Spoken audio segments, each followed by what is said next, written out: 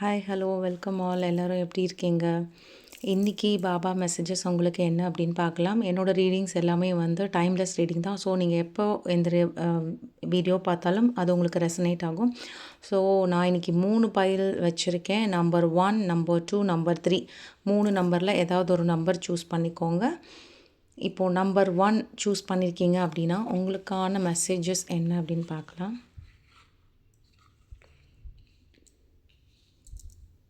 Okay, இப்போது வந்து ஆக்சுவலாக அந்த நம்பர் 1 சூஸ் பண்ணவங்க சொல்லுங்கள். இப்போ ரீசெண்டாக ரொம்ப என்னடா இது வாழ்க்கை அப்படின்ற அளவுக்கு நிறையா கஷ்டங்களை சந்திச்சுட்டு இருக்கீங்களா?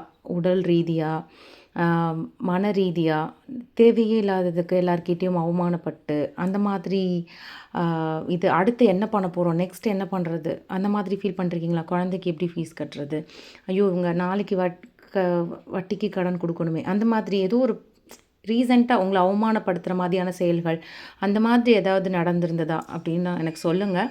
இப்போது அந்த மாதிரி இருந்தது அப்படின்னா இது எல்லாமே உங்களது கர்ம பலன் தான். அது ஒன்றா இது வந்து உங்களுக்கான தண்டனை இல்லை.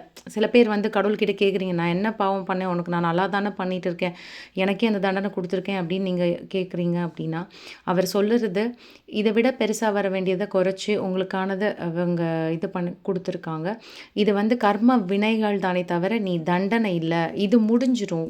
எல்லாத்தையும் நீங்கள் இன்றைக்கி பாபா கோயிலுக்கு போயிட்டு அந்த அக்னி அந்த இது இருக்கும் இல்லையா, அந்த இடத்துல ஒரு தேங்காய் மட்டை வாங்கி கொடுக்க முடிஞ்சதுன்னா கொண்டு போய் நீங்கள் பாபா கோயிலில் கொடுத்துட்டு வாங்க. அது வந்து உங்களுக்கு உங்களுடைய கவலை, பயம், கோபம் எல்லாத்தையுமே அது ஃபுல்லாக இந்த நீங்கள் இத்தனை நாளாக பட்ட அவமானங்கள், பொறாமைகள், சிலரை பார்த்து உங்களுக்கு சில பேர் மேலே கோவம் கூட வரும். இவங்கனால தான் எனக்கு இவ்வளோ பெரிய பிரச்சனை, நான் வந்து நிற்கிறேன் அப்படின்ற மாதிரி சில பேர் மேலே கோவப்படுறீங்க. இல்லை எந்த பர்சன் யாராலும் உங்களுக்கு இந்த சுச்சுவேஷன் நடந்திருந்தாலும் யாராவது ஒருத்தர் வந்து உங்களை இந்த சுச்சுவேஷன் இப்போ நீங்கள் இருக்கிற தர்ம சங்கடமான சுச்சுவேஷனுக்கு தள்ளப்பட்டிருக்கலாம். நானாக சும்மா இருந்தாலும் சும்மா இருந்திருப்பேனே, இப்படி தேவையில்லாமல் போய் என்னை ஒரு பிரச்சனையில் மாட்டி விட்டாங்களே அப்படின்னு நீங்கள் ஃபீல் பண்ணாலும் அது உங்களது கர்ம பலன் தான். அவங்க வந்து ஒரு கருவி தான். ஸோ இது வந்து இப்போ நீங்கள் கழிச்சிட்டு இருக்கீங்க, உங்கள் கர்மாக்களை நீங்கள் கழிச்சுட்டு இருக்கீங்க. பாபா என்ன சொல்கிறாருன்னா இதோட என்கிட்ட வந்து எல்லாத்தையும் சமர்ப்பணம் பண்ணிவிடு, உனக்கான எல்லாத்தையும் நான் தீர்த்து வைக்கிறேன் அப்படின்றதான் சொல்கிறாங்க. அவருடைய அந்த அக்னியில் கொண்டு போய் எல்லாத்தையும் விட்டுட்டு சமர்ப்பணம் பண்ணிட்டு வந்துருங்க. அவர் உங்களுக்கான அடுத்தடுத்த விஷயங்களை எப்படி இந்த துன்பங்கள்லேருந்து நீங்கள் வெளிவரணுன்ற ஒரு ஒளியை உங்களுக்கு கொடுப்பாரு அப்படின்னு சொல்கிறாங்க. நம்பர் 1 சூஸ் பண்ணவங்களுக்கு உங்களுக்கு கரெக்டாக இருந்ததுன்னா எனக்கு கமெண்ட் பண்ணுங்கள். நீங்கள் நம்பர் 2 சூஸ் பண்ணியிருக்கீங்க அப்படின்னா நம்பர் 2 நீங்கள் சூஸ் பண்ணியிருக்கீங்க அப்படின்னா நீங்கள் வந்து என்ன பண்ணணும், மேபி நம்பர் 1 பார்க்குறவங்க திருப்பியும் நம்பர் 2 பார்க்கலாம். உங்களுக்கு வந்து இப்போது ரீசெண்டாக வந்து சில விஷயங்கள், சில பேர் யாராவது ஒருத்தர் வந்து உங்களை விட்டுட்டு போயிருக்கலாம். இல்லை அப்படின்னா ஏதாவது ஒரு விஷயம் உங்களுக்கு கைவிட்டு போயிருந்தது, நீங்கள் வச்சுருக்க விஷயம் அப்படின்னா, இப்போ பணமோ இல்லை ஏதாவது ஒரு நீங்கள் வச்சுருக்கிற ஏதாவது ஒன்றில் நீங்கள் லாஸ் ஆகிருந்தா, இல்லை வந்து சொத்துக்கள் ஏதாவது உங்களுக்கு வர வேண்டிய சொத்தை இன்னொருத்தவங்களுக்கு போயிடுச்சு, அந்த மாதிரி ஏதாவது இருக்குது அப்படின்னா இது எல்லாமே வந்து ஒரு இப்போ போயிருக்கிறது வந்து இது பெர்மனெண்ட்டாக உங்களை விட்டு போகல. எல்லாத்துக்குமே ஒரு காலவரை இருக்குது.